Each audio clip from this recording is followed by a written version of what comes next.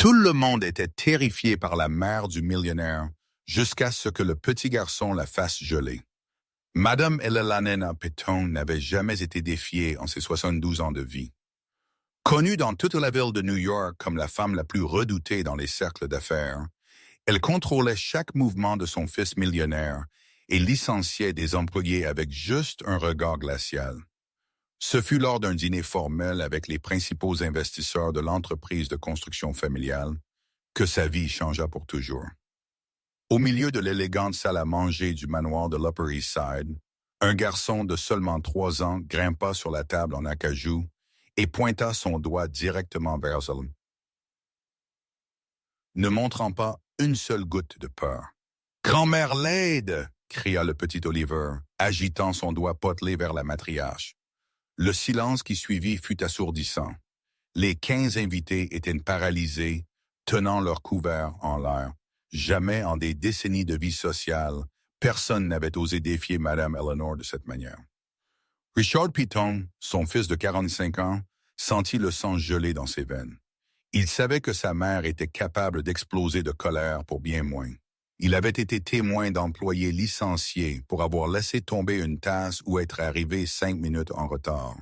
« Oh, descends de là tout de suite » murmura Rachel, la jeune femme de chambre, qui avait amené le garçon au dîner par erreur. Mais quelque chose d'extraordinaire se produisit. Madame Eleanor n'explosa pas. Elle ne cria pas. Elle n'appela pas la sécurité.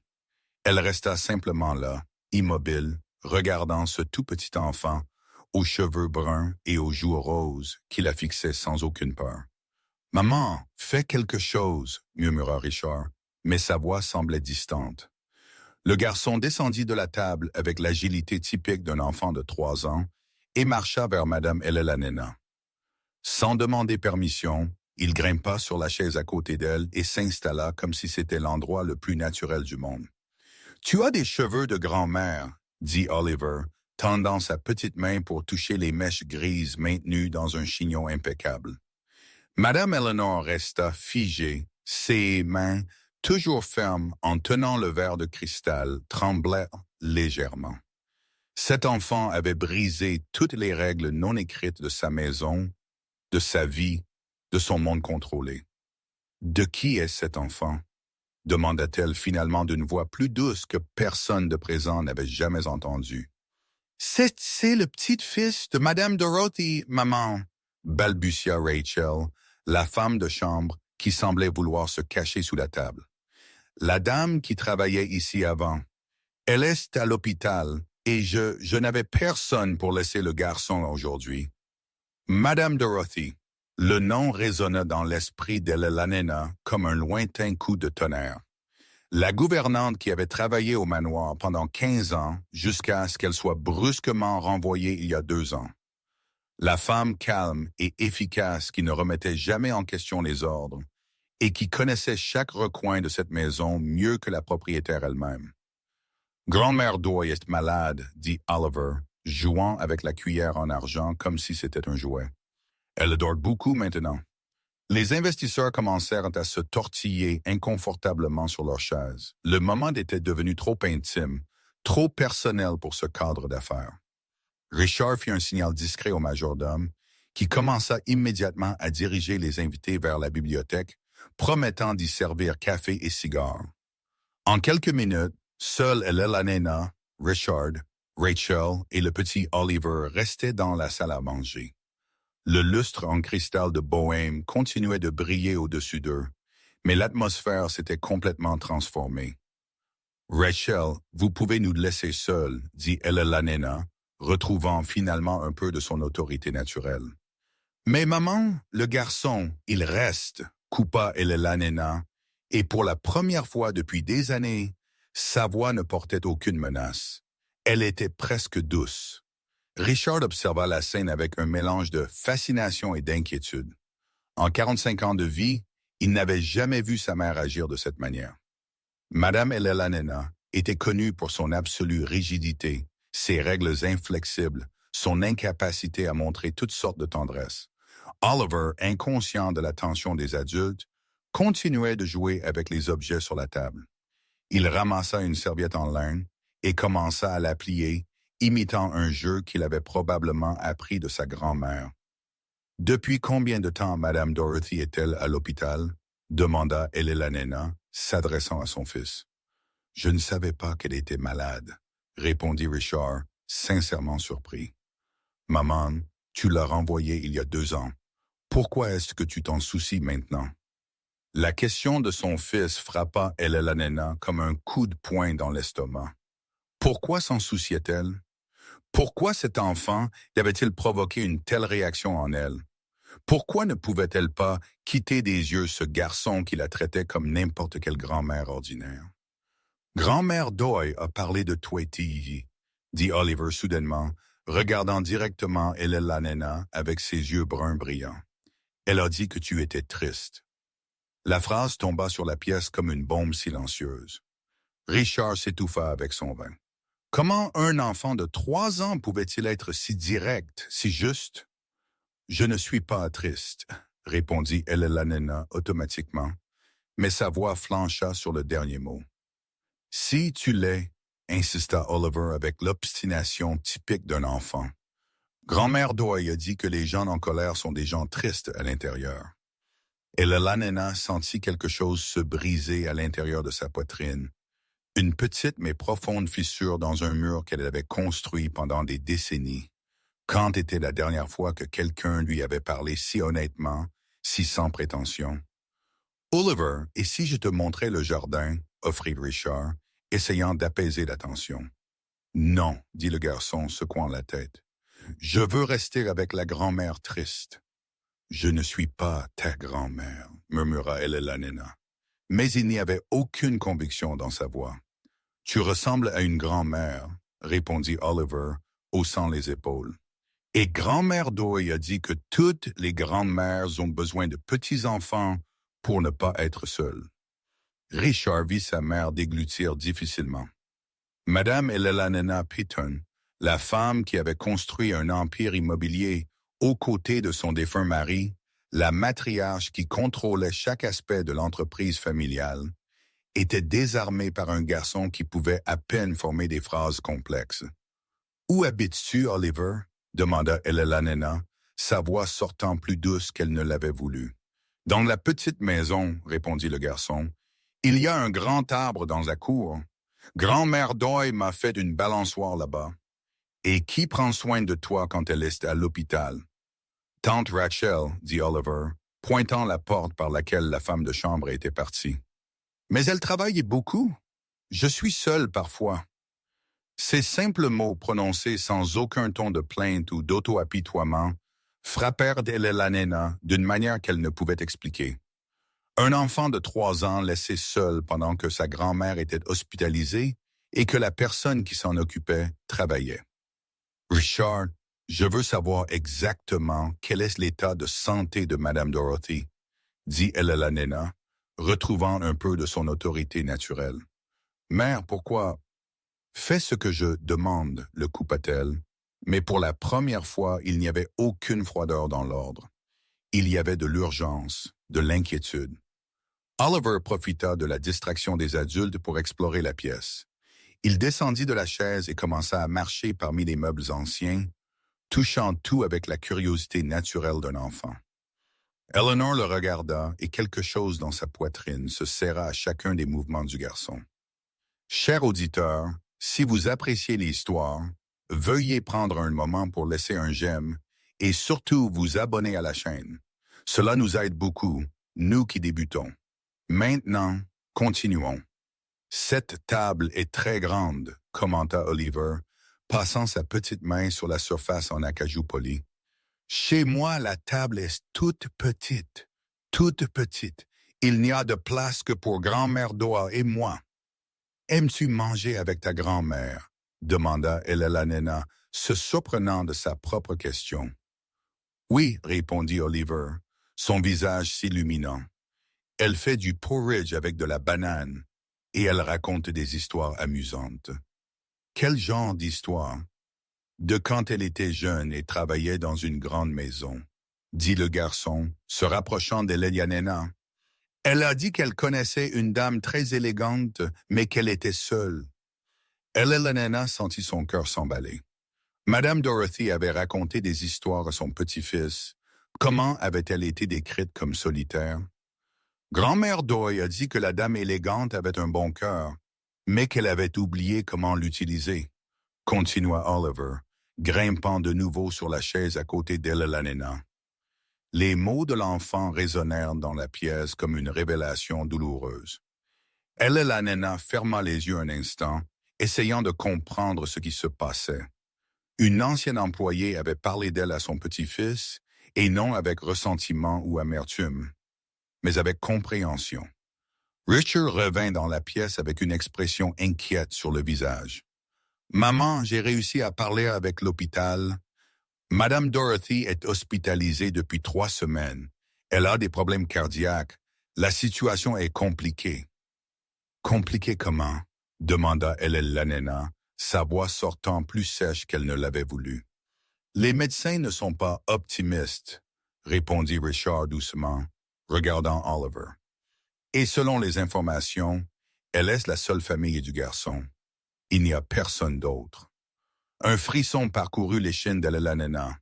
Cet enfant était pratiquement seul au monde, dépendant de la gentillesse d'une employée qui pouvait à peine prendre soin d'elle-même. « Grand-mère Doy va aller mieux, » dit Oliver, avec la confiance absolue que seuls les enfants possèdent. Elle a promis qu'elle m'apprendrait à faire un cerf-volant.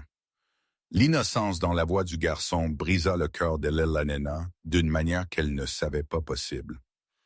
Quand était la dernière fois qu'elle s'était sincèrement souciée de quelqu'un qui souffrait? Quand était la dernière fois qu'elle avait laissé son armure émotionnelle baisser sa garde? « Oliver, as-tu d'autres membres de ta famille? Tante, oncle, cousin? » demanda-t-elle. « Non, » répondit le garçon, balançant ses petites jambes qui ne touchaient pas le sol. « Je n'ai que grand-mère Doy. Elle a dit que parfois la famille n'est pas celle avec qui tu es né, mais celle qui choisit de rester. » Une fois de plus, les mots de l'enfant frappèrent la nana comme des flèches précises. La famille qui choisit de rester. Elle regarda Richard, son fils unique, et se demanda combien de fois elle avait vraiment choisi d'être émotionnellement présente dans sa vie au lieu de juste contrôler et commander. « Maman, qu'as-tu l'intention de faire? » demanda Richard, remarquant le conflit interne sur le visage de sa mère. La nana ne répondit pas immédiatement. Elle était perdue dans des pensées qu'elle n'avait pas visitées depuis des décennies. Des souvenirs de quand Richard était petit, de comment elle s'était enfermée émotionnellement après la perte de son mari, de comment elle avait utilisé le travail et le contrôle comme un moyen de ne pas ressentir la douleur. « Puis-je aller aux toilettes? » demanda Oliver, interrompant ses réflexions. « Bien sûr, mon cher, » répondit Eleanor automatiquement, et seulement alors réalisa qu'elle avait appelé le garçon « mon cher ». Richard accompagna Oliver à la salle de bain, laissant la nana seule dans la salle à manger. Elle regarda autour d'elle, voyant pour la première fois depuis des années l'espace où elle avait imposé sa volonté aux employés, à la famille et aux partenaires commerciaux, les murs recouverts de boiseries fines, les tableaux coûteux, les meubles anciens. Tout semblait froid et impersonnel depuis la nouvelle perspective que cet enfant avait apportée. Quand Oliver revint, il apporta avec lui une énergie différente. Il avait trouvé une petite poupée en porcelaine sur l'étagère du couloir et la tenait soigneusement. « Cette poupée est magnifique, » dit-il, montrant l'objet à la nana. « Puis-je jouer avec? »« Elle est très ancienne, » répondit la nana, reconnaissant la poupée qui avait appartenu à sa propre mère. « Elle est fragile. »« Je ferai attention, » promit Oliver sérieusement. « Grand-mère Doy m'a appris à être prudent avec les choses spéciales. » La nana regarda le garçon tenant délicatement la poupée, et un lointain souvenir refit surface, boys. Elle était là, à 4 ans, jouant avec cette même poupée sur les genoux de sa mère. Quand avait-elle perdu cette capacité à être enchantée par des choses simples? « Oliver, voudrais-tu quelque chose à dîner? » demanda Richard, essayant d'être un hôte adéquat. « Je veux du porridge, » répondit le garçon, « comme grand-mère Doy en fait. » Nous n'avons pas de porridge préparé, dit Richard, un peu perdu. Je peux le faire, offrit Elellanena soudainement, se surprenant elle-même et son fils. Maman, tu n'as pas cuisiné depuis des décennies, murmura Richard. Je sais faire du porridge, insista Elellanena, se levant de la chaise. J'en faisais pour toi quand tu étais petit. La marche vers la cuisine parut étrange à Elellanena. Elle n'avait pas mis les pieds dans cet environnement depuis des années, laissant toujours tout entre les mains du personnel. Oliver la suivit, tenant soigneusement la poupée en porcelaine. La cuisine était impeccablement organisée comme toujours, casserole en acier inoxydable brillante, comptoir en marbre étincelant, appareil électroménager dernier cri, mais Eleanor s'y sentait perdue, comme une étrangère dans sa propre maison. Grand-mère Doyle mettait de la cannelle dans le porridge, dit Oliver, assis sur un tabouret haut et regardant Elellanena chercher des ingrédients. De la cannelle, répéta Elellanena, ouvrant des armoires qu'elle n'avait pas ouvertes depuis des années. Où cela pourrait-il être? Puis-je aider? Richard qui les avait suivis dans la cuisine. Non, répondit Elellanena avec une détermination qui la surprit elle-même. Je peux me débrouiller. Trouver les flocons d'avoine fut plus difficile qu'elle ne l'avait prévu. Les armoires étaient organisées selon un système que le personnel connaissait, mais qu'elle avait oublié. Oliver la regarda patiemment, balançant ses petites jambes sur le tabouret. La grand-mère de la grande maison sait-elle cuisiner? Demanda le garçon avec une curiosité sincère. Oui, répondit Elellanena, trouvant enfin les flocons d'avoine. Il y a longtemps, je cuisinais tous les jours. Pourquoi as-tu arrêté? La simple question d'Oliver l'a pris au dépourvu. Pourquoi avait-elle arrêté? Quand exactement avait-elle arrêté de faire des choses simples et quotidiennes qui la connectaient à la vraie vie? Parce que c'est devenu plus facile de laisser d'autres personnes le faire, répondit Elellanena, mesurant les flocons d'avoine dans une casserole. Mais c'est meilleur quand tu le fais toi-même, dit Oliver. Grand-mère Doyle a dit que la nourriture faite avec amour a un goût différent. Elellanena s'arrêta en plein mouvement. La nourriture faite avec amour. Quand était la dernière fois qu'elle avait fait quelque chose avec amour? Quand était la dernière fois qu'elle avait ressenti un amour véritable pour qui ou quoi que ce soit? Le porridge se formait lentement. Elellanena avait oublié à quel point le simple processus de cuisiner était agréable. Remuer la casserole, sentir l'arôme se répandre dans la cuisine. Oliver maintenait un flux constant de conversation, lui parlant de ses jeux avec Madame Dorothy, des petits oiseaux qui visitaient l'arrière-cour de la petite maison, des dessins qu'il aimait faire. Fini, dit Elellanena, servant le porridge dans un bol en porcelaine. Laisse-moi goûter pour voir si c'est la bonne température. Elle souffla sur une cuillère et goûta. La saveur la transporta immédiatement 30 ans en arrière, quand elle cuisinait pour un jeune Richard.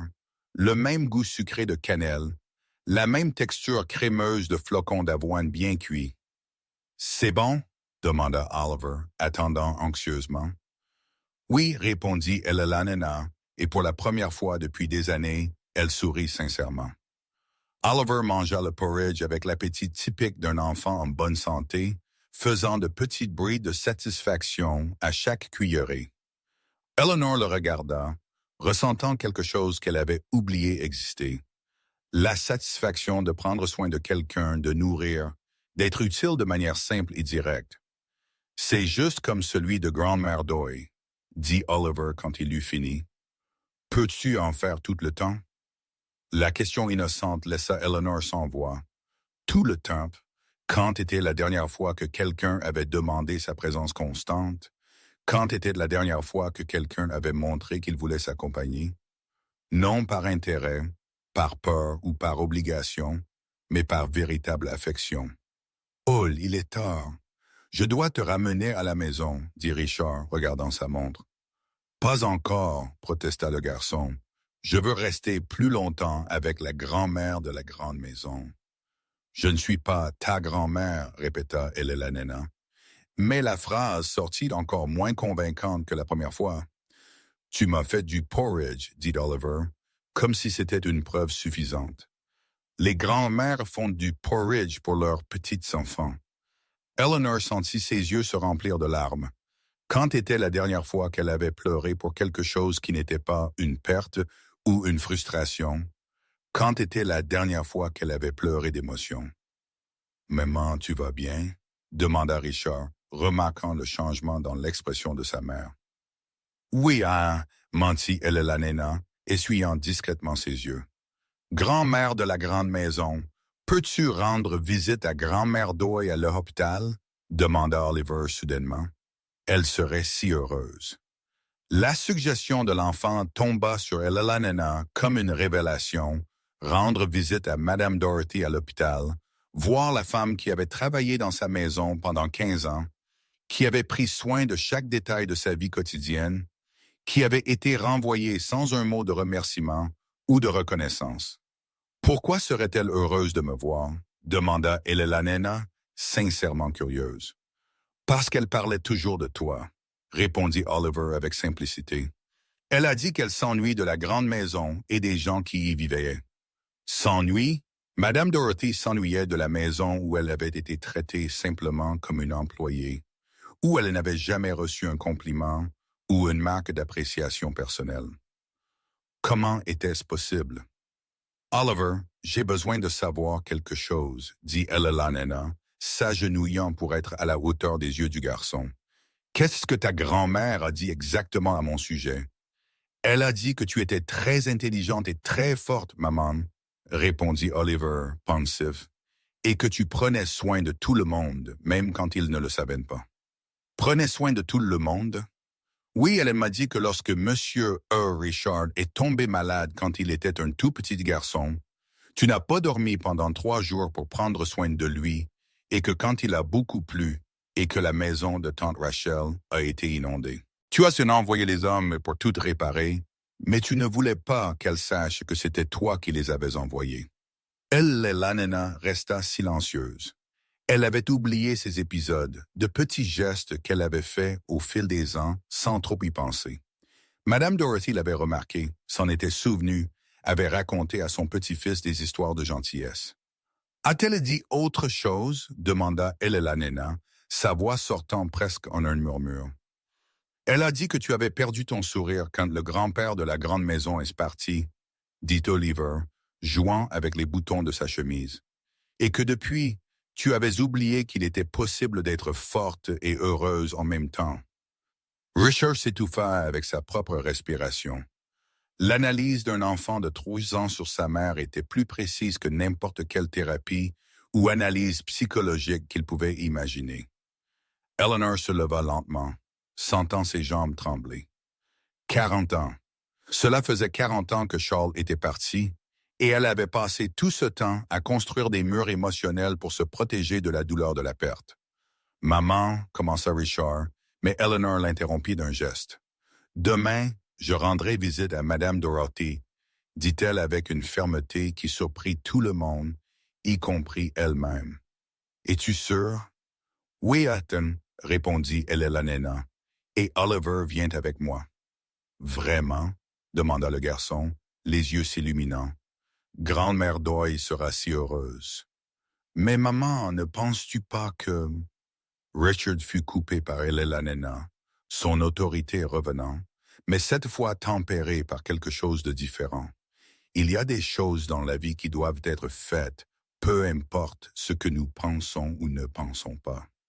Cette nuit-là, après que Richard eut ramené Oliver à la maison, Eleanor était seule dans le manoir pour la première fois depuis des années, sans se sentir à l'aise dans la solitude. Les couloirs semblaient plus larges, les pièces plus vides, le silence plus lourd.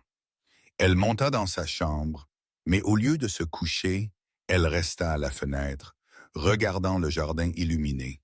Combien de nuits avait-elle passé là à planifier des affaires, à examiner des contrats, à organiser la vie de tout le monde, sauf sa propre vie émotionnelle? Le lendemain, la nena se leva plus tôt que d'habitude. Elle avait rêvé d'Oliver, de Madame Dorothy, de souvenirs de quand Richard était enfant, et elle savait encore montrer de l'affection sans gêne. Elle choisit des vêtements simples pour la visite à l'hôpital, évitant les bijoux excessifs et les robes imposantes qu'elle portait normalement. Quand elle se regarda dans le miroir, elle vit une femme de 72 ans qui avait oublié comment sourire naturellement. Richard arriva avec Oliver ponctuellement à 9 heures. Le garçon était vêtu de vêtements propres, mais visiblement raccommodés. Il tenait un dessin froissé à la main. « Je l'ai fait pour grand-mère Doy », expliqua Oliver, montrant le papier. « C'est elle, moi, et la grand-mère de la grande maison ensemble dans le jardin. » Elle et la nana regarda le dessin, 3 bonshommes allumettes sous un arbre, tous se tenant la main. La simplicité de l'image et l'inclusion d'elle-même comme partie de la famille improvisée du garçon la touchèrent d'une manière inattendue. « C'est très beau, dit-elle, et réalisa que c'était la première fois depuis des années qu'elle louait quelque chose sans arrière-pensée. Le trajet jusqu'à l'hôpital fut silencieux. Oliver dormait sur le siège arrière, fatigué de l'excitation de la veille. Richard conduisait, jetant des coups d'œil inquiets à sa mère dans le rétroviseur. « Maman, es-tu sûre de vouloir faire ça ?» demanda-t-il à un feu rouge. « Pourquoi penses-tu que je ne devrais pas ?» répondit Elena. « Ce n'est pas ça. C'est juste, eh bien, tu as renvoyé Madame Dorothy sans explication il y a 2 ans. Cela pourrait être gênant. » Eleanor réfléchit aux mots de son fils. C'était vrai. Elle avait renvoyé la gouvernante brusquement, sans une conversation appropriée, sans reconnaissance pour les années de service. Pourquoi? Elle essaya de se souvenir des raisons, mais tout ce dont elle pouvait se rappeler était un vague sentiment d'irritation, de vouloir des changements dans la maison. « Peut-être que c'est exactement pourquoi je dois y aller, » dit-elle finalement. L'hôpital était un bâtiment moderne dans le quartier du centre-ville avec des couloirs blancs qui sentaient le désinfectant. Ella nena s'y sentait déplacée, habituée aux environnements contrôlés de son manoir. Oliver se réveilla avec le mouvement et s'enthousiasma immédiatement. « Grand-mère Doy est ici, » dit-il, comme si c'était la chose la plus merveilleuse du monde. Au bureau d'information, l'employé fut extrêmement serviable en reconnaissant Elena. La réputation de la famille Piton ouvrait des portes même dans les hôpitaux. Ils furent dirigés vers la chambre 302 de l'aile de cardiologie. Elena s'arrêta devant la porte, hésitant pour la première fois depuis des décennies. Que dirait-elle? Comment expliquerait-elle sa présence là? Oliver ne montra aucune hésitation. Il poussa la porte et courut à l'intérieur. « Grand-mère Doy, j'ai amené la grand-mère de la grande maison pour te voir. » Madame Dorothy était allongée dans un lit d'hôpital, connectée à quelques machines. À 68 ans, elle semblait avoir vieilli plus que les 2 années depuis qu'elle avait quitté le manoir. Ses cheveux gris étaient plus blancs, sa peau plus pâle, mais ses yeux gardaient toujours la même gentillesse qu'Elena se rappelait. « Madame Elena, » dit Dorothy, essayant de s'asseoir dans son lit. « Quelle surprise! Ne vous levez pas, » dit Elena rapidement, s'approchant du lit. « Comment vous sentez-vous? »« Mieux maintenant que vous êtes venu, » répondit Dorothy avec un faible sourire. « Oliver, mon petit-fils, tu as tellement grandi depuis hier. » L'interaction entre la grand-mère et le petit-fils était émouvante à regarder. Et Elena observa comment Madame Dorothy s'illuminait en présence de l'enfant, comment Oliver se blottissait naturellement près du lit, comment les deux conversaient avec l'intimité de personnes qui s'aiment inconditionnellement. « Je t'ai apporté un dessin, grand-mère Doy, » dit Oliver, montrant le papier froissé. « Que c'est beau !» s'exclama Dorothy, tenant le dessin comme si c'était une œuvre d'art. « C'est nous 3 dans le jardin? » « Oui, la grand-mère de la grande maison a dit qu'elle pouvait me faire du porridge n'importe quand. » Dorothy regarda Elena avec surprise. « Madame Elena vous a fait du porridge. »« Oui, elle l'a fait. C'était juste comme le tien. » Eleanor se sentit obligée d'expliquer. « Il était à la maison hier soir. Rachel l'avait pris par erreur pendant le dîner. »« Rachel s'occupe de lui pendant que je suis ici, » dit Dorothy avec une inquiétude évidente dans la voix. « Je sais que c'est difficile pour elle avec le travail et tout. »« Comment va votre traitement? » demanda Elena, changeant de sujet. Dorothy hésita avant de répondre. Les médecins font ce qu'ils peuvent. C'est le cœur, vous savez. Il n'est plus aussi fort qu'avant. Elena réalisa que la réponse était diplomatiquement vague. Dorothy ne voulait pas inquiéter son petit-fils, mais elle ne voulait pas non plus lui mentir.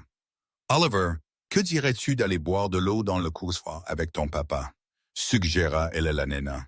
« Je veux parler à ta grand-mère une minute. » Richard comprit le signal et partit avec Oliver, promettant de lui montrer les machines de l'hôpital. Quand elles furent seules, Elena tira une chaise plus près du lit.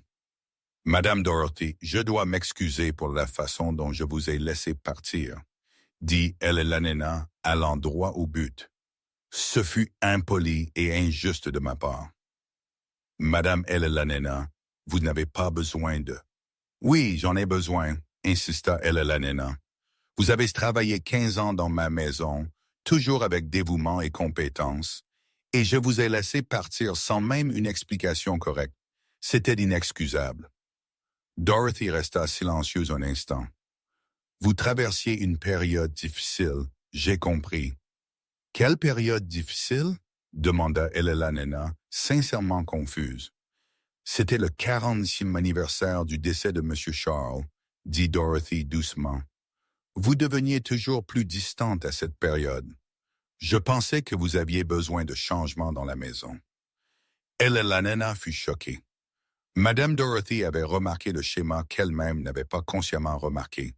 Chaque année, autour de l'anniversaire du décès de son mari, elle devenait plus irritable, plus contrôlante, plus émotionnellement distante. « Comment saviez-vous » demanda Elena, sa voix sortant en un murmure. « 15 ans à prendre soin d'une famille. Vous finissez par remarquer ces choses, » répondit Dorothy avec un sourire triste. « Vous avez toujours été une femme forte, Madame Elena. Mais la force devient parfois une armure qui ne laisse pas l'amour entrer ou sortir. » Chers auditeurs, si vous appréciez l'histoire, veuillez prendre un moment pour aimer et surtout vous abonner à la chaîne. Cela nous aide beaucoup, nous qui débutons. Maintenant, continuons.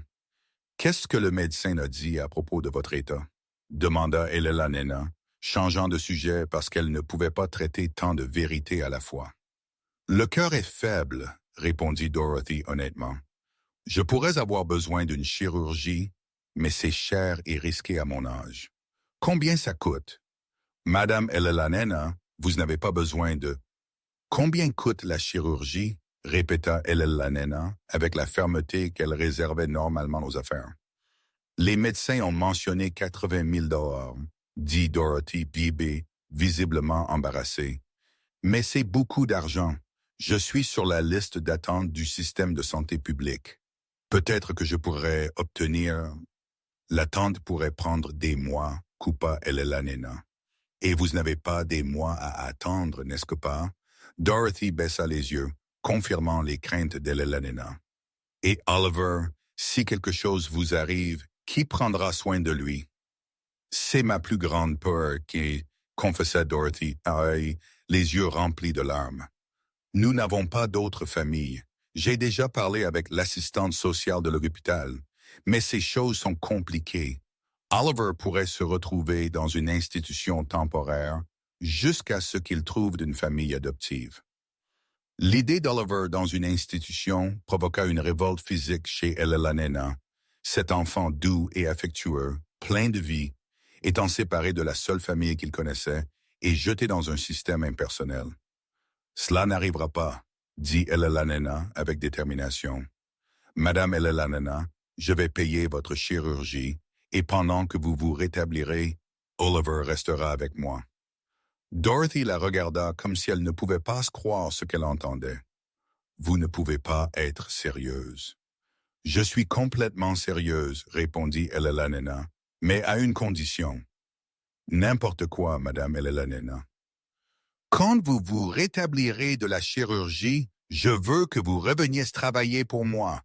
Oliver a besoin de sa grand-mère et moi. » Elena hésita, s'avouant quelque chose pour la première fois.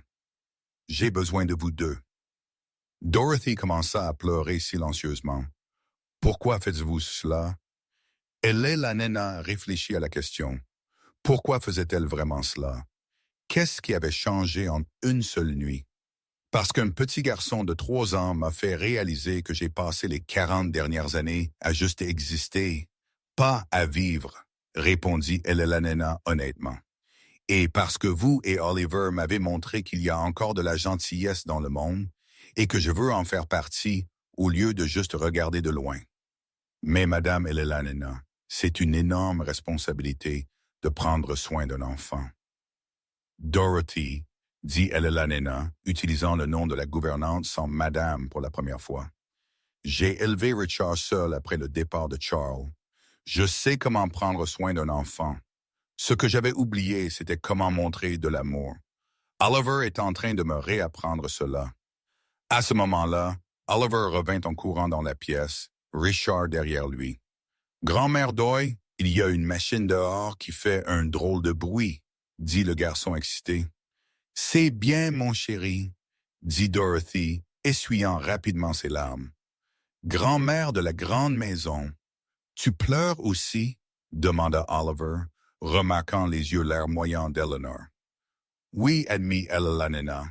Parfois on pleure quand on est heureux. »« Pourquoi es-tu heureuse? »« Parce que je vais prendre soin de toi pendant que ta grand-mère Doy va mieux, » répondit Eleanor, surprenant Richard, qui faillit laisser tomber le verre d'eau qu'il tenait. « Vraiment? » demanda Oliver, les yeux brillants. « Vraiment? » confirma la nena. « Si tu veux, bien sûr. » Oliver ne répondit pas par des mots. Il courut simplement vers la nena et la serra de toutes les forces que ses jambes de 3 ans pouvaient mobiliser. « Oui, je le veux vraiment, » dit-il, pressé contre le ventre la nena. La nena lui rendit son étreinte, sentant quelque chose fondre enfin dans sa poitrine. Quand était la dernière fois qu'elle avait reçu un câlin aussi spontané, si plein d'amour pur? « Maman, » commença Richard, toujours en train de traiter ce qui se passait. « Richard, j'ai besoin que tu t'occupes des arrangements pour la chirurgie de Dorothy, » dit la nena, repassant en mode exécutif. « Je veux les meilleurs médecins, le meilleur hôpital privé, et j'ai aussi besoin que tu prépares la chambre d'amis du manoir pour Oliver. » « La chambre d'amis? » demanda Richard. « La plus petite chambre ne serait-elle pas meilleure, plus adaptée à un enfant? »« La chambre d'amis a une vue sur le jardin, » expliqua la nena. « Oliver aimera voir les oiseaux le matin. » Dorothy la regarda avec admiration. En quelques minutes, la nena avait organisé non seulement sa chirurgie, mais aussi une toute nouvelle dynamique familiale. « Comment pourrais-je jamais vous remercier pour tout cela? » demanda Dorothy. « En allant mieux, » répondit la nena simplement, « et en m'apprenant à être une meilleure grand-mère que je n'ai été une mère. »« Tu as été une bonne mère, » dit Richard soudainement. « Juste distante parfois, mais tu t'es toujours soucié de moi. » La conversation fut interrompue par une infirmière qui devait effectuer des procédures avec Dorothy. La nena promit de revenir le lendemain avec des nouvelles de la chirurgie et quitta l'hôpital avec Oliver, la main dans la main. « Grand-mère de la grande maison, puis-je juste t'appeler grand-mère? » demanda Oliver dans l'ascenseur. « Tu peux, » répondit Eleanor, sentant son cœur s'emballer avec la question. « Et puis-je dormir dans la chambre avec vue sur les petits oiseaux aujourd'hui? »« Tu peux. »« Et puis-je prendre le petit déjeuner avec toi demain? »« Tu peux. »« Et puis-je t'aider à cuisiner? »« Tu peux. » Oliver sourit, satisfait des réponses, et serra la main de la nena plus fort. Le reste de la journée passa dans un tourbillon d'activités. La nena annula toutes ses réunions de la semaine à l'étonnement de sa secrétaire. Richard organisa les références médicales pour Dorothy. Le manoir fut réorganisé pour accueillir un enfant de 3 ans. Quand la nuit tomba, Oliver était épuisé, mais excité. Eleanor l'aida à se baigner, lui enfila un pyjama emprunté à Richard, qui était des normes sur lui, et l'installa dans le lit de la chambre d'amis. « Grand-mère, peux-tu raconter une histoire? » demanda Oliver, blotti parmi des oreillers qui semblaient énormes pour sa petite taille. Et la nena hésita. Quand était la dernière fois qu'elle avait raconté une histoire à quelqu'un? Je ne connais pas beaucoup d'histoires, admit-elle. Grand-mère Doyle les invente toujours, suggéra Oliver. Peux-tu inventer une histoire à propos d'une grand-mère qui a oublié comment sourire? La suggestion de l'enfant prit Elena par surprise. Comment Oliver pouvait-il être si perspicace? Il était une fois une grand-mère qui vivait dans une très grande maison. Commença Elena, improvisant. Elle avait tout ce que l'argent pouvait acheter, mais elle avait oublié comment vraiment sourire. Pourquoi a-t-elle oublié? Demanda Oliver intéressé.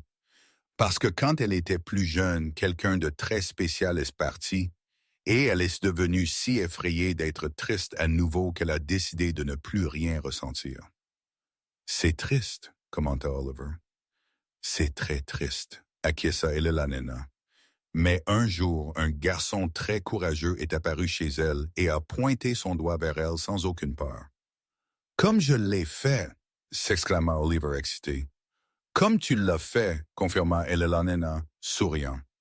Et ce garçon a appris à la grand-mère qu'il est possible d'être forte et joyeuse en même temps, qu'il est possible de protéger son cœur sans le fermer complètement. Et la grand-mère a-t-elle réappris à sourire? « Elle apprend, » dit Elena. « Et sais-tu pourquoi? » « Pourquoi? » Parce que le garçon lui a montré que certaines personnes valent le risque d'aimer, même en sachant qu'un jour nous pourrions les perdre. Oliver resta silencieux un instant, traitant l'histoire. « Grand-mère, tu ne vas pas me perdre. Je vais rester avec toi pour toujours. » La promesse innocente de l'enfant faillit faire pleurer Elena à nouveau. « J'espère bien, mon petit-fils. Maintenant, suis-je vraiment ton petit-fils? » demanda Oliver, somnolent.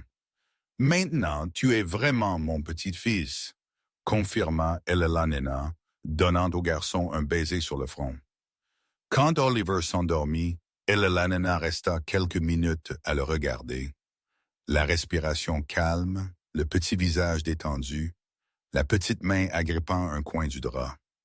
Une paix qu'elle n'avait pas ressentie depuis des décennies s'installa dans son cœur. Elle descendit au salon où Richard l'attendait avec un verre de vin. « Maman, je dois admettre que je suis impressionné, » dit-il, offrant le verre.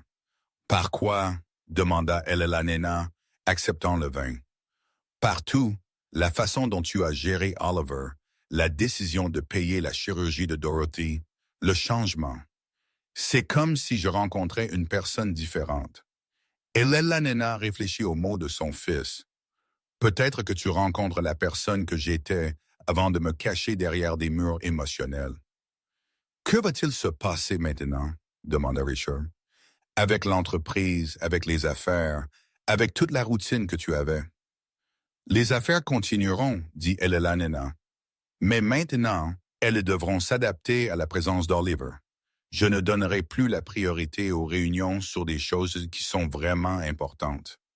Et si c'est difficile, s'occuper d'un enfant de 3 ans n'est pas une blague. »« Richard, penses-tu que bâtir un empire commercial a été facile? » demanda Eleanor avec un sourire. « Si je réussis à superviser 200 employés et des dizaines de projets simultanément, je pense que je peux gérer un garçon de 3 ans. »« Ce sera différent, » prévint Richard.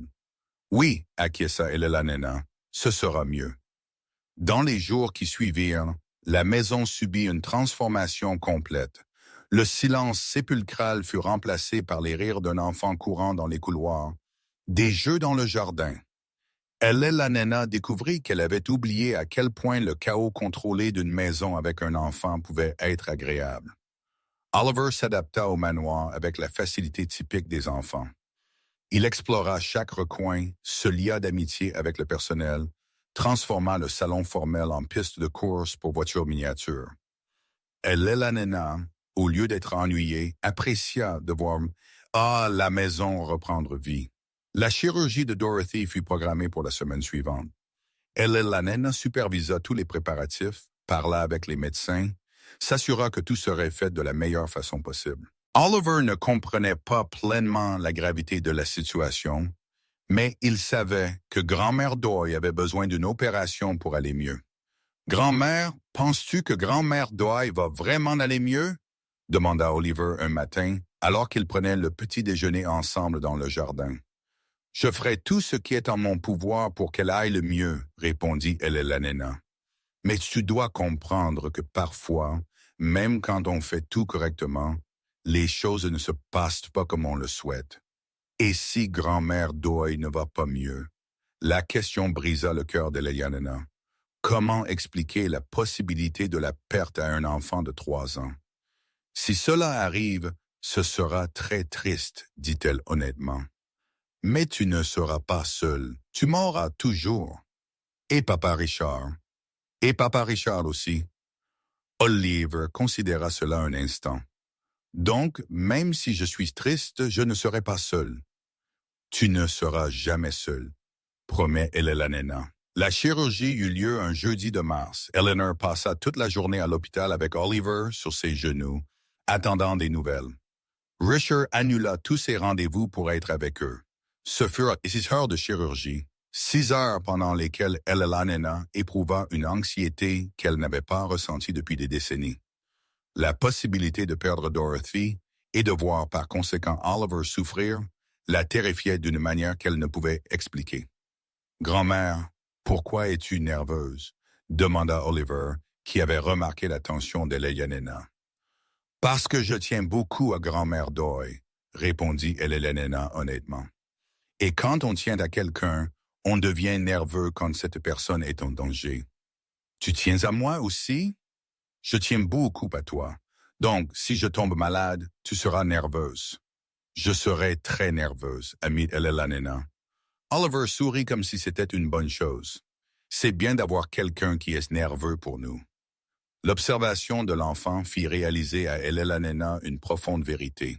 C'était bien d'avoir quelqu'un qui se souciait suffisamment pour être nerveux. Pendant combien d'années avait-elle vécu sans personne qui se souciait vraiment de son bien-être émotionnel? Quand le médecin apparut enfin, toujours en tenue chirurgicale, Elena sentit son cœur s'emballer. « La chirurgie a été un succès ?» dit-il avec un sourire fatigué. « Ce fut plus compliqué que prévu, mais nous y sommes parvenus. Madame Dorothy est en convalescence et le pronostic est optimiste. » Elena serra Oliver si fort que le garçon protesta en riant. Richard soupira de soulagement. Pendant quelques heures, ils étaient devenus une famille, unis par l'inquiétude et maintenant par le soulagement. « Puis-je voir grand-mère Doyle? » demanda Oliver. « Elle dort encore à cause des médicaments, » expliqua le médecin, « mais elle pourra recevoir des visiteurs demain. » Cette nuit-là, Elena endormit d'Oliver avec un sentiment de gratitude qu'elle n'avait pas éprouvé depuis des années. Tout avait fonctionné. Dorothy allait bien. Oliver était en sécurité. Et elle avait retrouvé la capacité de se soucier sincèrement des autres. Grand-mère Doyle se réveillera-t-elle demain? Demanda Oliver somnolent. Elle se réveillera, répondit Elena, caressant les cheveux bruns du garçon. Et sera-t-elle heureuse de savoir que tu as pris soin de moi? J'espère bien. Oui, elle le sera. Grand-mère Doyle a dit, tu as un bon cœur qui ne faisait que dormir. Une fois de plus, la sagesse simple d'Oliver la surprit. Un bon cœur qui dormait. Peut-être était-ce exactement ce qui lui était arrivé. Le rétablissement de Dorothy fut progressif mais constant. Eleanor lui rendait visite tous les jours, toujours avec Oliver. Lentement, ils établirent une routine qui incluait les 3 générations, Elena, Dorothy et Oliver. « Madame Elena, je n'arrive pas à croire tout ce que vous avez fait pour nous, » dit Dorothy un après-midi, déjà beaucoup mieux, assise sur une chaise dans le jardin du manoir où elle se remettait. « Dorothy, arrêtez de m'appeler Madame Elena. » Elena demanda pour la 10e fois. « Nous sommes une famille maintenant. Appelez-moi Elena ou Ellie, comme Charles m'appelait. »« Ellie, » répéta Dorothy, essayant le surnom. « Cela vous va bien. » Oliver jouait sur la pelouse près d'elle, chassant les papillons. Il était devenu un enfant encore plus heureux si cela était possible, avec la certitude que grand-mère Doyle et grand-mère Ellie allaient bien et étaient présents dans sa vie. Ellie, dit Dorothy soudainement, puis-je poser une question personnelle? Allez-y.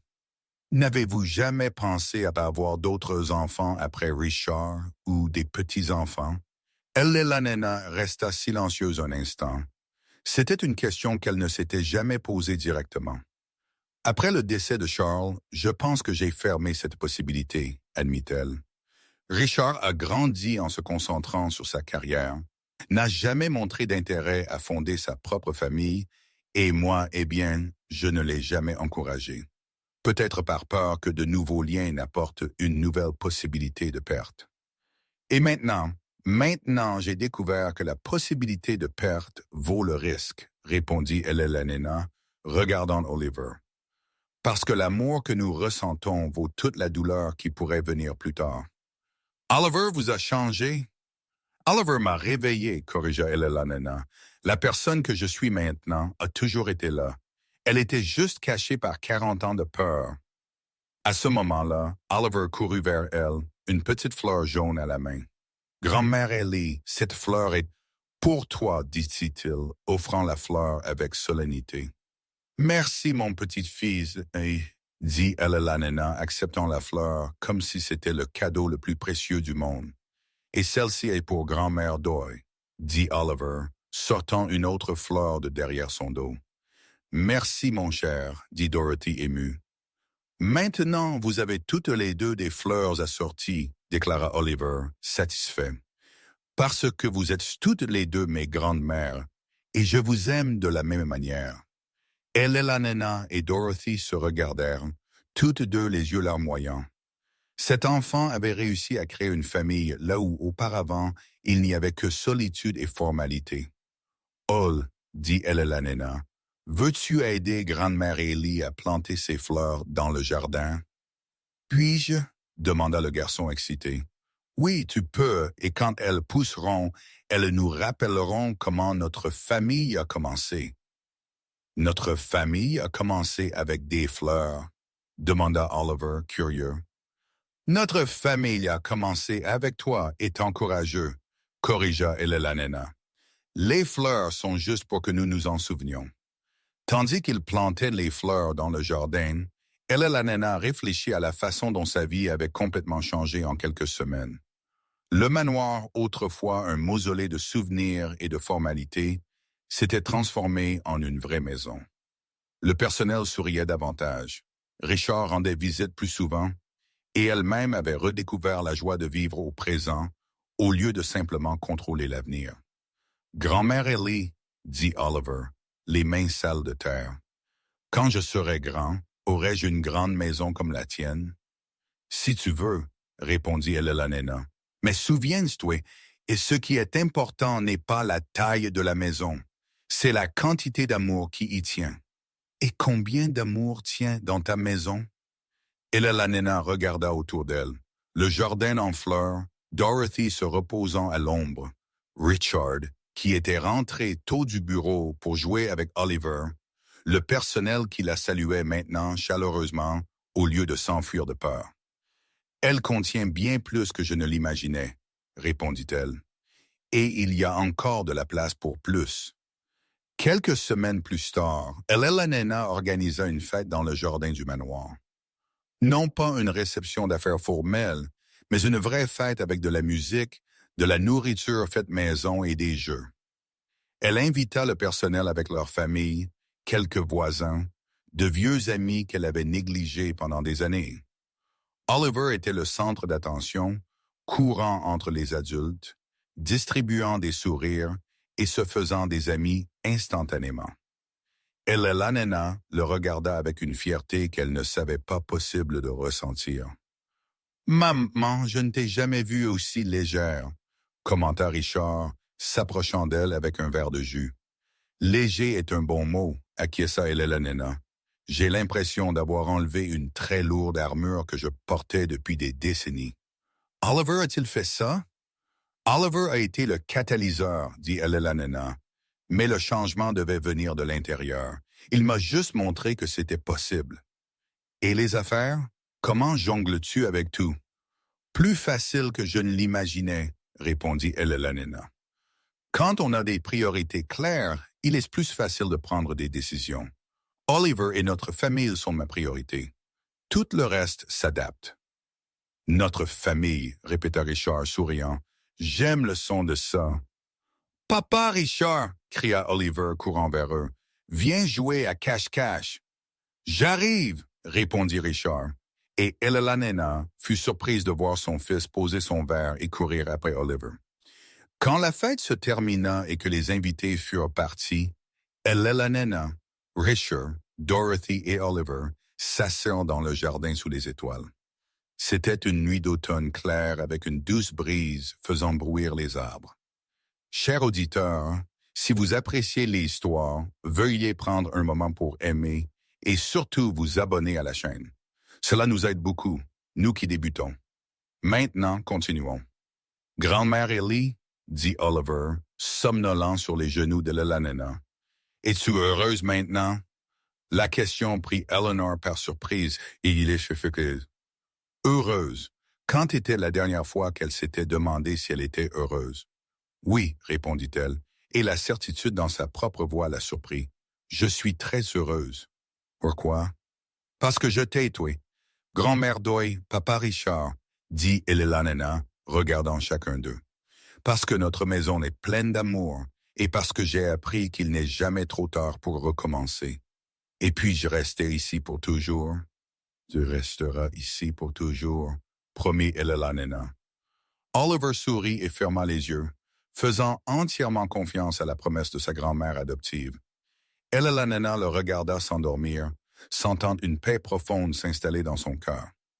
Ellie, dit Dorothy doucement, pour ne pas réveiller Oliver, il y a quelque chose que je ne t'ai jamais dit. Qu'est-ce que c'est? Pendant les 15 ans où j'ai travaillé ici, je t'ai toujours admiré. Même quand tu étais au plus difficile, je savais qu'en dessous de cette sévérité, il y avait une bonne personne. C'est pourquoi j'ai parlé de toi à Oliver avec tant d'affection. Comment savais-tu? De petits gestes que tu pensais que personne ne remarquait, expliqua Dorothy. Les médicaments coûteux que tu avais achetés quand un membre du personnel est tombé malade. Les paniers de nourriture supplémentaires pour les fêtes à Noël. La maison que tu as rénovée pour la famille du jardinier après l'incendie. Tu as toujours pris soin de tout le monde. Tu n'as juste jamais laissé personne prendre soin de toi. Elena fut émue par les mots de Dorothy. Elle avait oublié beaucoup de ses gestes, des choses qu'elle faisait automatiquement sans y penser à deux fois. Peut-être parce que je n'ai jamais su demander qu'on prenne soin de moi, admet Elena. Maintenant, tu as toute une famille qui veut prendre soin de toi, dit Richard. Et surtout, tu as Oliver, qui ne sait pas prendre soin de toi autrement qu'avec un amour total. Elena regarda le garçon endormi sur ses genoux et ressentit une immense gratitude pour la vie. À 72 ans, elle avait découvert qu'il n'est jamais trop tard pour être heureux, jamais trop tard pour aimer, jamais trop tard pour recommencer. Les mois qui suivirent furent les plus heureux de la vie d'Elena. Oliver grandit entouré d'amour et d'attention, développant une personnalité encore plus joyeuse et confiante. Dorothy se remit complètement de sa chirurgie et retourna travailler au manoir, mais maintenant dans une atmosphère complètement différente, une atmosphère de famille, non d'employeurs et d'employés. Richard, inspiré par la transformation de sa mère, commença à repenser sa propre vie. À 45 ans, il décida qu'il voulait aussi fonder une famille. Il commença à sortir avec une institutrice, une femme gentille et attentionnée qui fut immédiatement charmée par Oliver et la nouvelle dynamique familiale des Pétons. « Maman, dit Richard un après-midi, alors qu'il regardait Oliver jouer dans le jardin avec sa nouvelle petite amie. « Je veux te remercier. »« Me remercier de quoi? » demanda Elena. « De m'avoir montré que le changement est possible, de m'avoir appris que la famille n'est pas seulement une question de sang ou d'obligation, mais de choisir d'aimer et de prendre soin les uns des autres. Tu as toujours su cela, dit Elena. Tu avais juste besoin de la permission de le montrer, et tu m'as donné cette permission en changeant la première. Elena sourit, regardant la scène dans le jardin. Oliver avait convaincu la petite amie de Richard de jouer à la maison sous le grand arbre. Dorothy les regardait depuis une chaise voisine, tricotant un petit pull pour l'hiver approchant.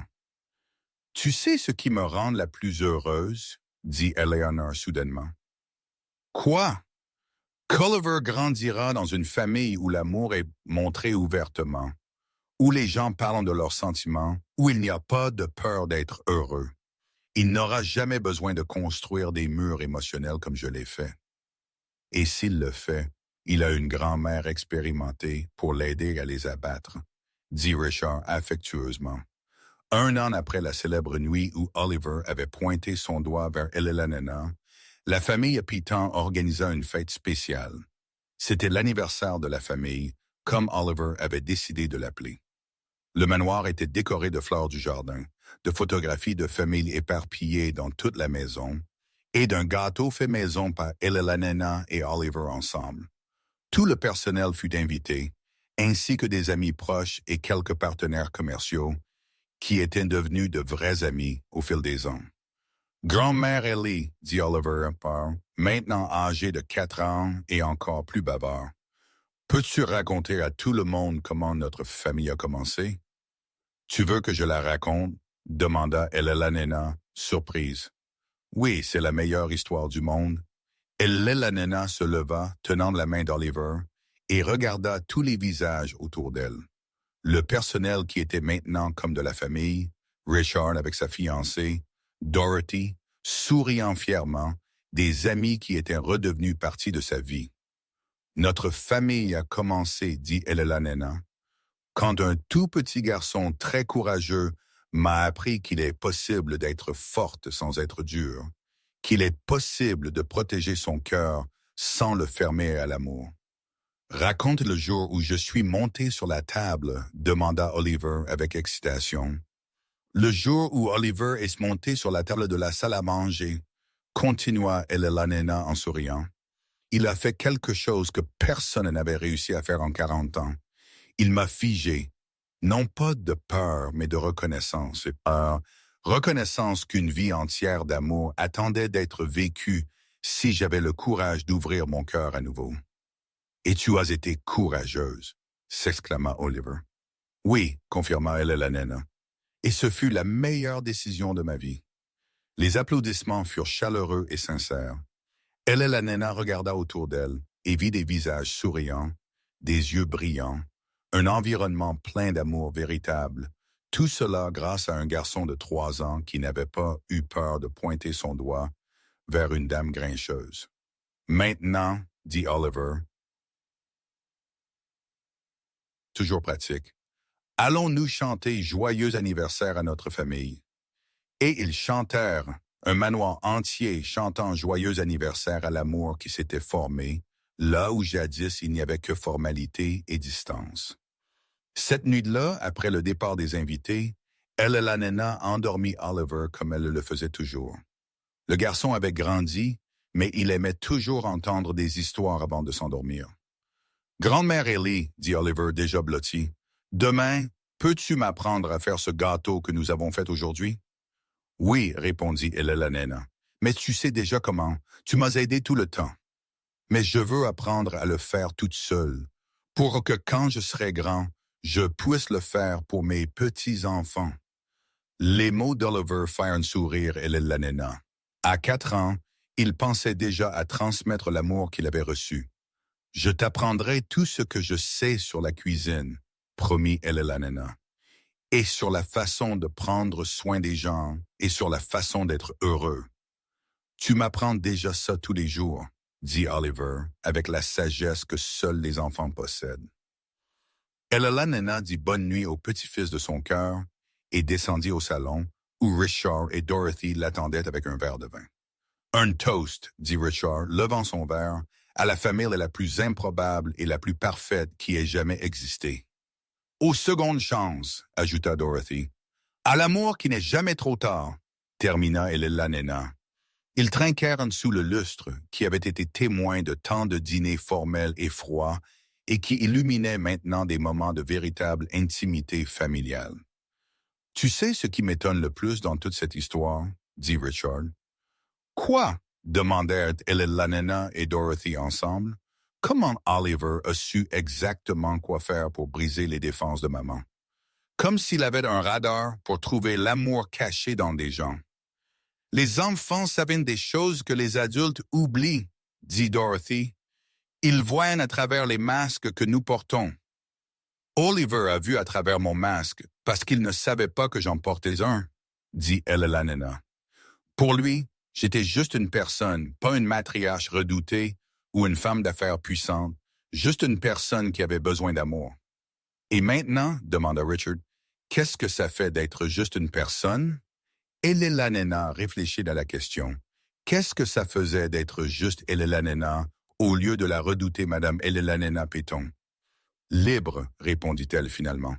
Après des décennies à porter le poids d'être parfaite, implacable, toujours en contrôle, découvrir que je peux simplement être humaine et libérateur. Maman, puis-je faire une confession? Dit Richard. Tu peux. Toute ma vie, j'ai eu peur de te décevoir, peur de ne pas être le fils parfait que tu attendais. C'est pourquoi je ne me suis jamais marié, n'ai jamais eu d'enfant. Je pensais que je ne pouvais pas être un père aussi présent que tu étais contrôlante. Et Elena sentit son cœur se serrer. Richard, laisse-moi finir, demanda-t-il. Et maintenant, te voyant avec Oliver, j'ai réalisé que le problème n'était jamais ta capacité à aimer. C'était ta façon de montrer l'amour. Et te voir t'autoriser à être vulnérable m'a donné le courage de faire de même.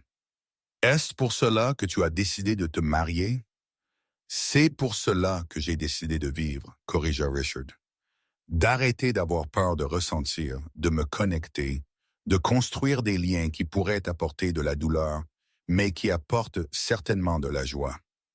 Elena serra son fils dans ses bras, une longue étreinte serrée qui disait tout ce que les mots ne pouvaient exprimer. « Je suis fière de toi, murmura-t-elle. Je l'ai toujours été.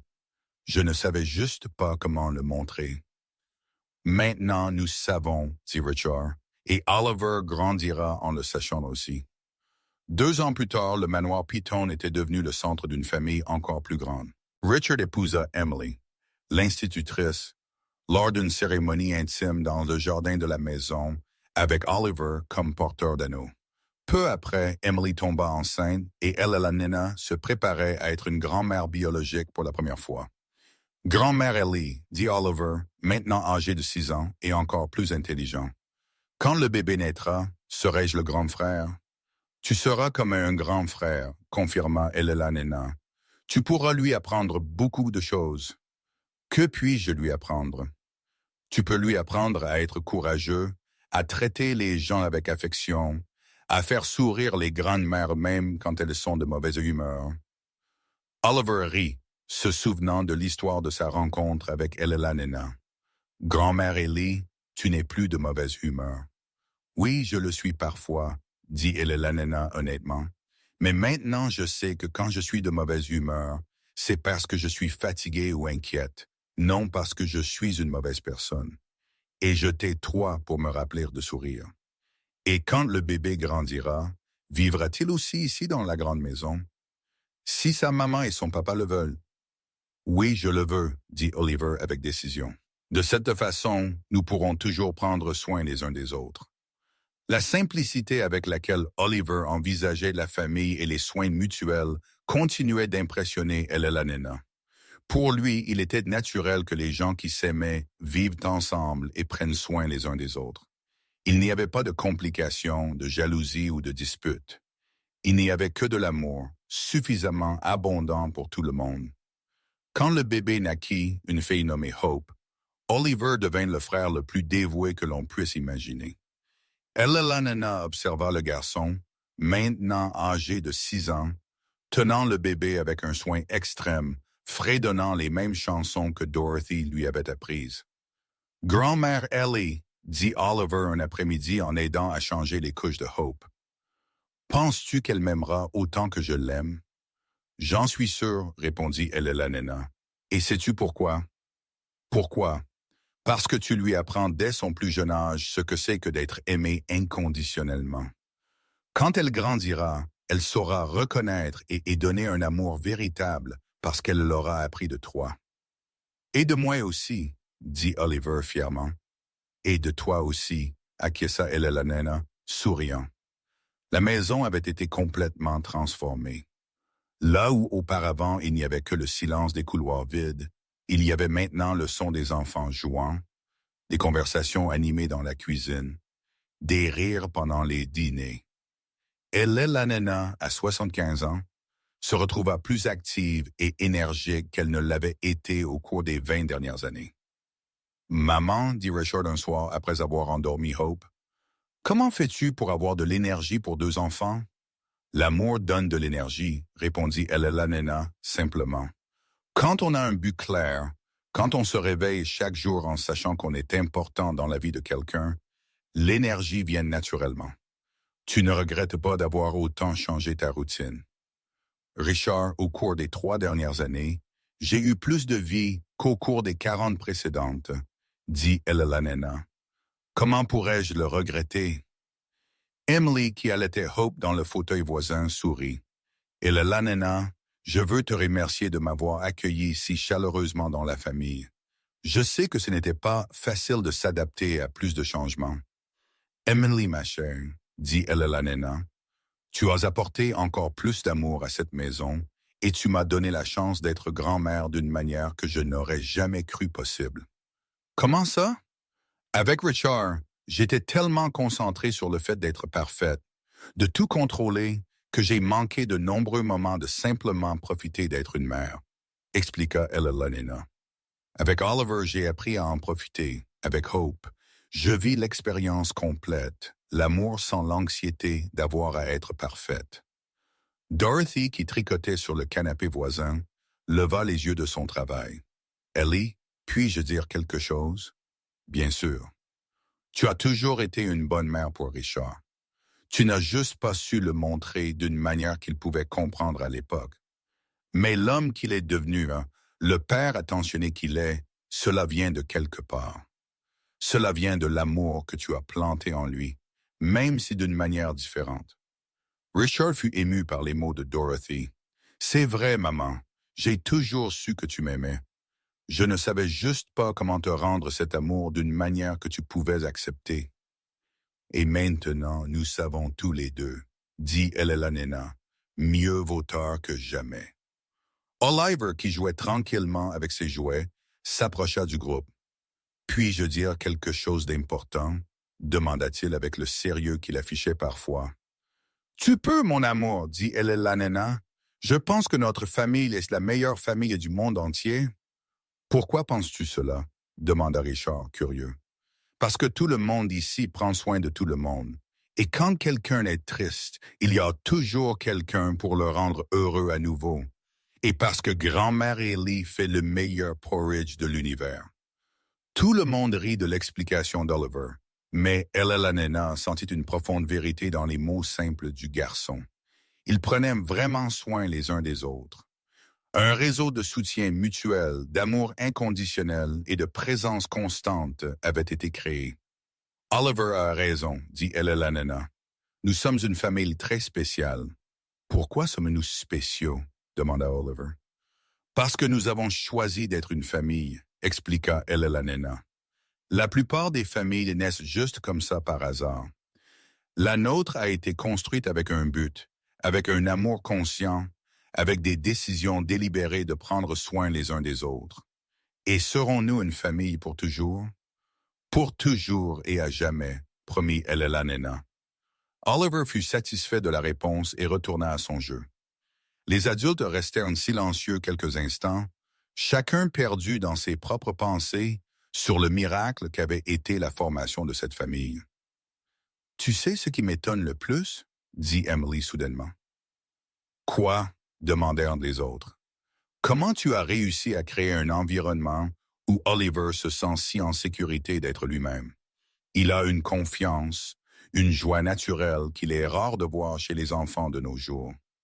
C'est parce qu'il n'a jamais douté qu'il était aimé, dit Dorothy. Dès le premier jour où il est arrivé ici, il avait été traité comme la chose la plus précieuse du monde. Et aussi parce qu'il nous a appris à aimer, ajouta Elellanena. C'était un processus à double sens. Il nous a montré comment montrer de l'affection et nous lui avons donné la sécurité dont tout amour a besoin pour s'épanouir. Richard regarda sa femme allaiter leur fille, Oliver jouer joyeusement sur le sol, sa mère et Dorothy discuter comme de vieilles amies et ressentit une immense gratitude pour sa vie. « Maman, puis-je poser une question que j'ai toujours voulu poser? »« Tu peux. Es-tu heureuse? Sincèrement heureuse. » Ella Nena réfléchit à la question. Le bonheur véritable, non la satisfaction temporaire d'une affaire commerciale réussie ou le soulagement d'un problème résolu. Le vrai bonheur profond et durable. Oui, répondit-elle avec une certitude absolue. Pour la première fois de ma vie d'adulte, je peux dire que je suis complètement heureuse.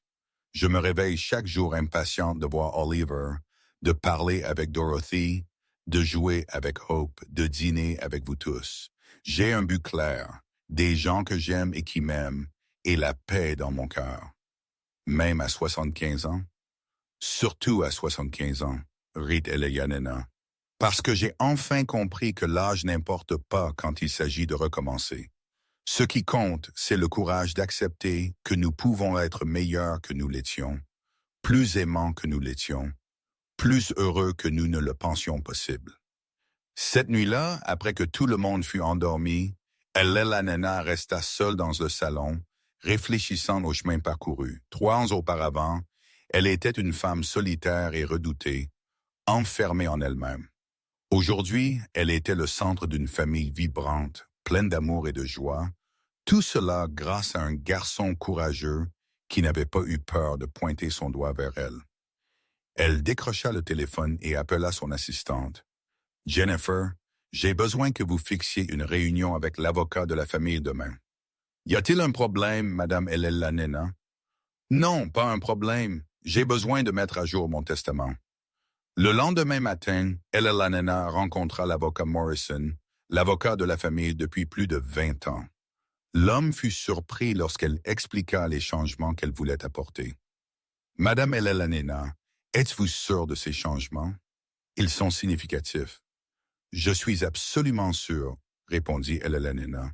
« Je veux qu'Oliver soit inclus comme héritier direct avec les mêmes droits que Richard, et je veux créer un fonds fiduciaire pour assurer la sécurité financière de Dorothy pour le reste de sa vie. Et l'entreprise? Richard restera président exécutif, mais je veux inclure une clause qui garantit que l'entreprise maintienne des politiques de traitement humain des employés et je veux créer un programme de bourse pour les enfants des employés. » L'avocat Morrison nota tout attentivement. Puis-je demander ce qui a motivé ces changements? J'ai appris que la vraie richesse n'est pas dans ce que nous accumulons, mais dans ce que nous partageons, répondit Ella Nena. Je veux m'assurer que l'amour que j'ai découvert ces dernières années continue d'être nourri même quand je ne serai plus là. Et Oliver, sait-il ces changements? Non. Et il n'a pas besoin de le savoir maintenant, dit Ella Nena. C'est un enfant de 6 ans.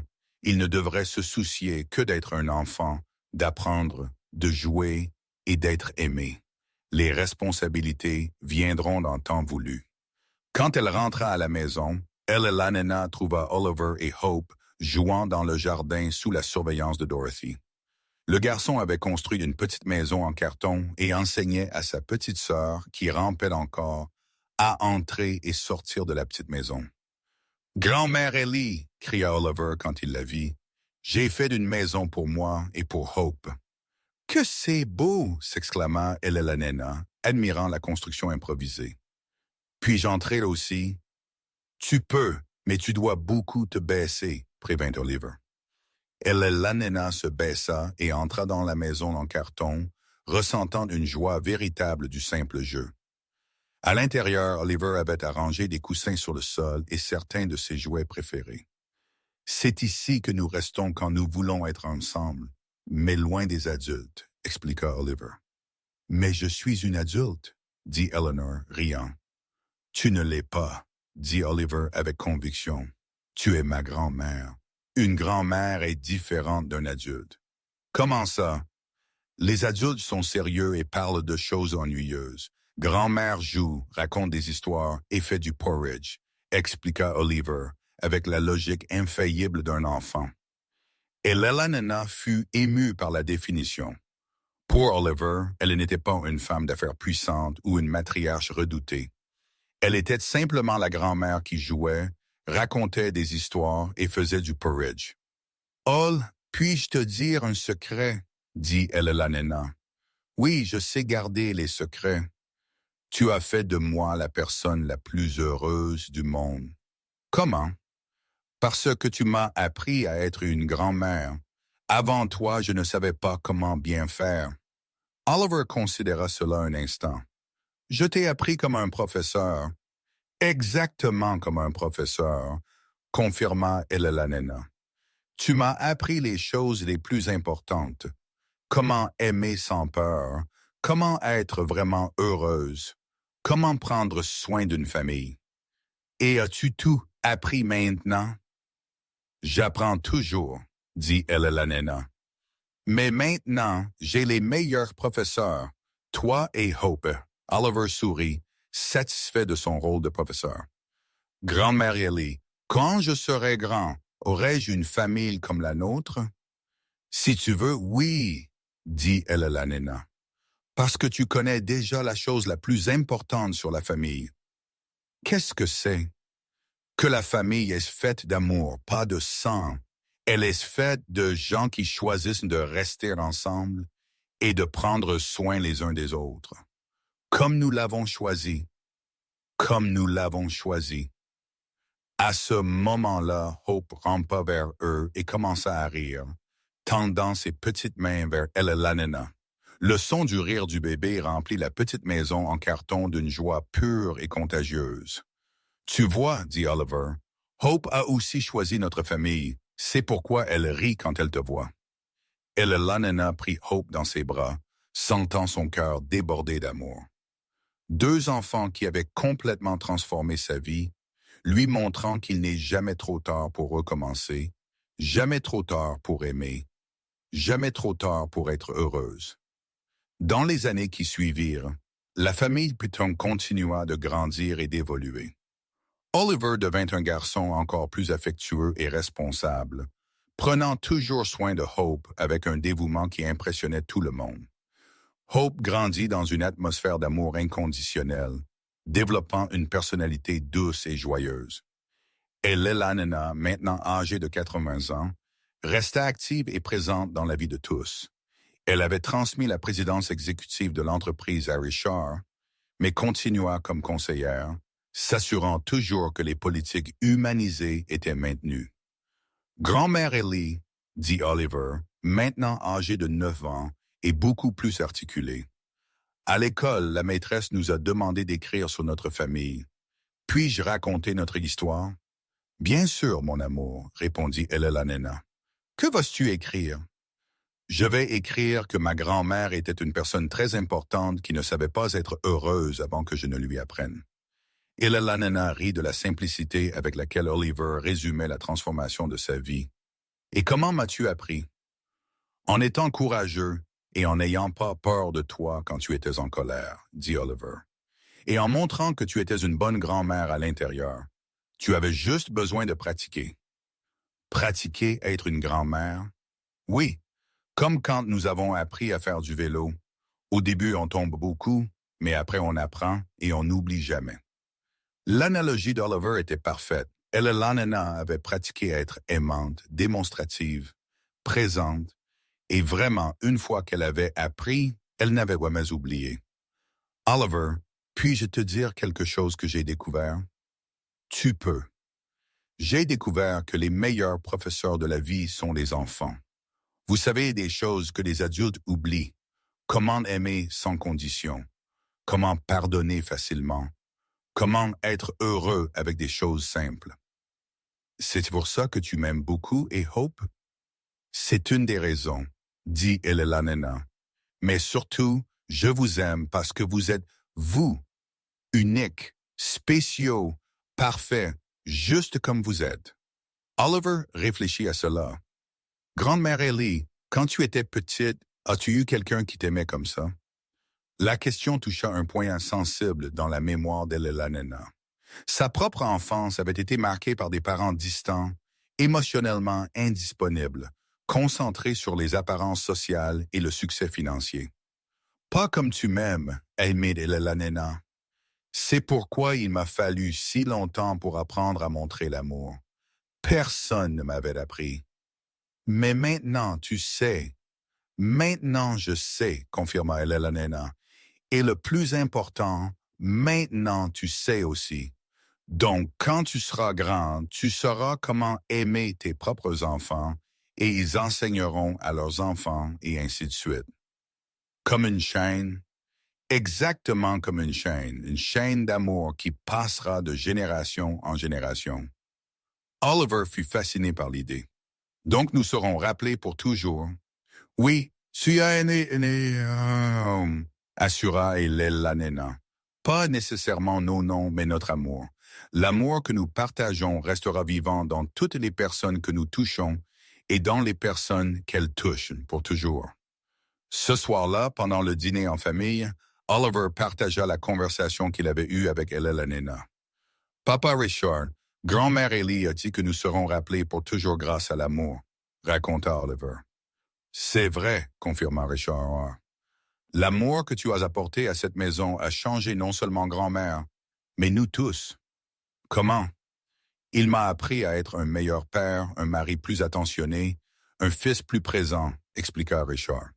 En voyant le bonheur de grand-mère avec toi, j'ai appris que la chose la plus importante dans la vie sont les relations que nous construisons. Emily, qui nourrissait le bébé Hope, sourit. Oliver, tu as sauvé cette famille. Je l'ai sauvé? Comment? Tu nous as tous montré comment aimer sans peur, expliqua Emily. Avant toi, chacun de nous était un peu perdu, un peu seul. Tu nous as réunis et nous as appris à être une vraie famille. Oliver devint pensif. Mais je n'ai rien fait de spécial. J'étais juste moi-même. Exactement, dit Elela'Nena. Parfois, être soi-même est la chose la plus spéciale que l'on puisse faire. Surtout quand on est une personne bonne, attentionnée, courageuse comme toi. Et Hope, elle a sauvé la famille aussi? Hope a complété notre famille, dit Elela'Nena, regardant le bébé qui jouait avec sa nourriture.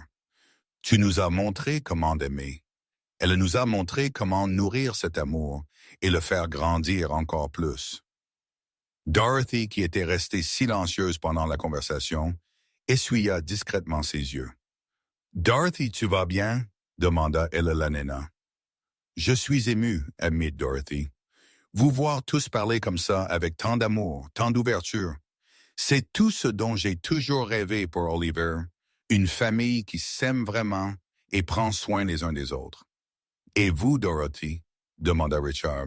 « Comment vous sentez-vous de faire partie de cette famille? »« Je me sens béni, » répondit Dorothy. « J'ai travaillé toute ma vie dans des maisons où j'étais juste une employée. Ici, je me sens comme une vraie famille. Mon opinion est respectée. Mes sentiments sont considérés.